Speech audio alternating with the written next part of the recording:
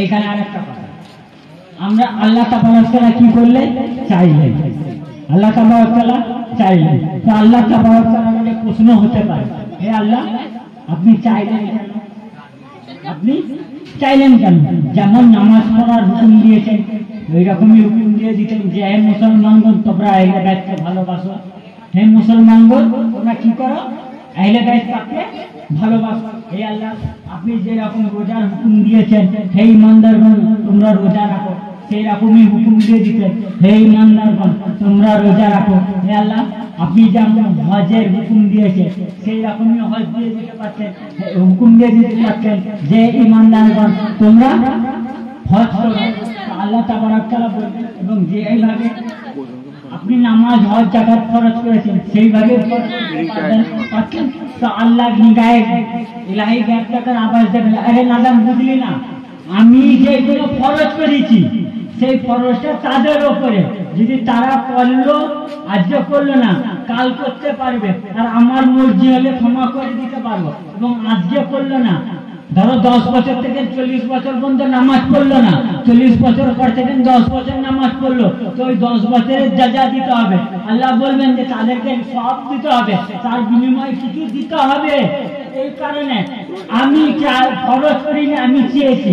আল্লাহ কেন চাইলেন? আল্লাহ বলবেন, আরে নাদাম, বুঝলি না, কাল কিয়ামতের ময়দানে, কাল হাসরের ময়দানে তোরাও আসবি, সমস্ত আমার বান্দা আসবে আমার কাছে কি করতে? কেউ শাফাআত চাইতে আসবে, কেউ মাগফিরাত চাইতে আসবে, কেউ জান্নাত চাইতে আসবে, কেউ জাহান্নাম থেকে বাঁচার জন্য চাইতে আসবে, কেউ বখশিশ চাইবে, লাখো লাখো কোটি কোটি জিনিস কাল আখিরাতের ময়দানে আমার কাছে চাইতে আসবে। আরে আল্লাহ, বুঝলাম না। তখন আল্লাহ আবার বলবে, আরে নাদান, কাল হাসরের ময়দানে তাদের চাওয়াকে পূরণ করব যারা দুনিয়াতে আমার চাওয়া অর্থাৎ ভালোবেসে।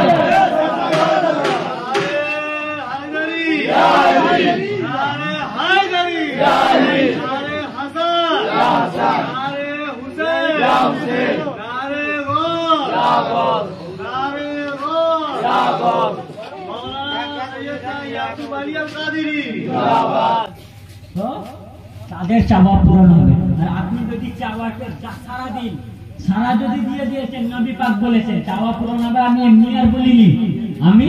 এমনি আর বলিনি, হাদিস পাক আছে তার উপরে। রাসূল পাক সাল্লাল্লাহু আলাইহি ওয়াসাল্লাম কি বলেছেন?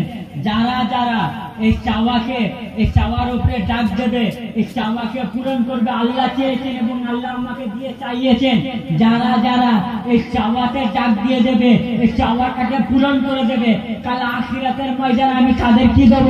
ইমাম এই কিতাবের পৃষ্ঠা নম্বর 32 মধ্যে এবং হাদিস নম্বর হচ্ছে 41, এই 41 নম্বর হাদিস নম্বরের পৃষ্ঠা নম্বর হচ্ছে 32, এবং এই হাদিস পাকটা হচ্ছে তারিখে বাগদাদ 3য় খণ্ড 166 পৃষ্ঠায় 146 পৃষ্ঠার মধ্যে। ইমাম আলী আলাইহিস সালাম বলেন, আন আলী আলাইহিস সালাম ক্বালা রাসূলুল্লাহ সাল্লাল্লাহু আলাইহি ওয়াসাল্লাম শাফাআতি লি উম্মতি। ইমাম আলী আলাইহিস সালাম বলেন যে রাসূলুল্লাহ সাল্লাল্লাহু আলাইহি ওয়াসাল্লাম বলেছেন যে আমার শাফাআত, আমার সুপারিশ ওই উম্মতের জন্য হবে। কোন উম্মত? মান আহাব্বানা আহলুল বাইতি, যারা আমার আহলে বাইতকে ভালোবাসবে তাদেরকে আমি কাল আখিরাতের ময়দানে শাফাআত করব। ইয়া হায়দারি, ইয়া আলী, হায়দারি, ইয়া আলী, হায়দারি, ইয়া আলী, হায়দারি, ইয়া আলী। তাদের শাফাআত করবে যারা আহলে বাইতকে। কেন শাফাআত করবেন? এখানে একটা কারণ আছে। এই কারণে শাফাআত করবেন যে নবী পাক চেয়েছেন। এখানে চাওয়া ম্যাটার করে, এখানে হুকুম ম্যাটার করছে না, এখানে চাওয়া। যে নবী আর আল্লাহর চাওয়াই ডাক দিয়েছেন, নবী পাক তাদের আখিরাতের ময়দানে শাফাআত করবেন। শুধু শাফাআত নয়,